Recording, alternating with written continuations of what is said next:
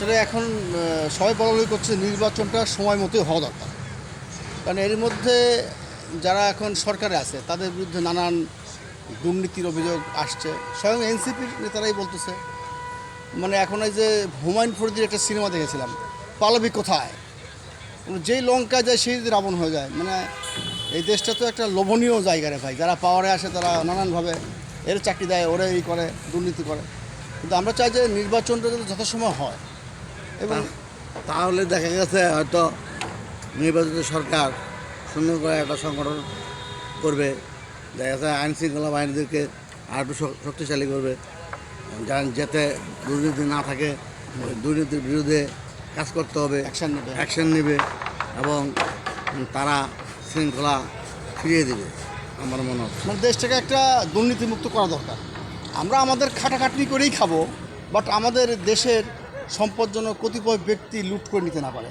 আমরা কথা বলছিলাম কাজী জহিরুল ইসলাম, উনি গ্রিন পার্টি বাংলাদেশের যুগ্ম মহাসচিব। তো আপনার শরীর কেমন এখন? আলহামদুলিল্লাহ, আল্লাহ আমাকে ভালো রাখছে।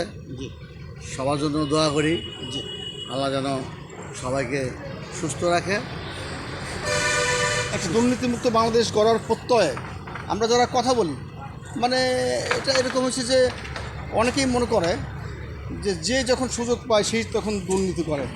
ধরেন আপনার এই খিলগাঁও এলাকার ভবিষ্যৎ গঠন ফর্ম, সরকার ফর্ম হলে এইসব এলাকার নেতৃত্ব আপনার হাতে আসে, যদি আপনি কি দুর্নীতি করবেন? ইচ্ছা আছে? কোনো ইচ্ছা নাই, দুর্নীতির বিরুদ্ধে আমি সবসময় স্লোগান দিয়ে আপনি থাকি। তো ব্যবসা অত্যন্ত সফল, আপনার তো ওই দুর্নীতি টাকার দরকার নেই। না, তো ভালো থাকেন। আমরা পর্যায়ক্রমে আমাদের নেতাকর্মীদের সঙ্গে কথা বলছি, একটি সঠিক সময়ে মানে যথাসময়ে নির্বাচন যাতে হয়, এবং নির্বাচনের যেই সরকার যারাই গঠন করুক, বিএনপি করুক, যারাই করুক, তারা জনগণের প্রতিনিধি হিসেবে আসুক, সেটা আমরা চাই। সেটা আমরা সবসময় এবং এই গণতন্ত্র ফিরে আসুক। এবং যে কোনো সময় আমরা দেশের উন্নয়ন কর্মের সঙ্গে থাকতে চাই। ইনশাআল্লাহ। ভালো থাকবেন। আসসালামু আলাইকুম। আপনারা ভালো থাকবেন। আসসালামু আলাইকুম।